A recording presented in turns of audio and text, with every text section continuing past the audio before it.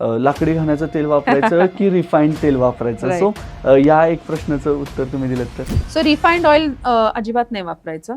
कारण refined oil जसं आपण बोलतो ना की आपण मैदा का म्हणतो नाही वापरायचं, कारण ते हायली प्रोसेस्ड आहे. तसंच रिफाइंड ऑइल हायली प्रोसेस्ड आहे. ओके. ओके. आता आपण जर लाकडी घाण्याचं तेल बघितलं, त्याची कन्सिस्टन्सी बघितली, रंग बघितला, तर त्याला एक डार्क येलो कलर असतो. त्याला एक विशिष्ट एक ना अरोमा असतो जो त्या नेटिव्ह सीडचा असतो. म्हणजे जर तुम्ही शेंगदाण्याचं तेल घेतलं तर त्याला शेंगदाण्याचा वास कुठेतरी असतो.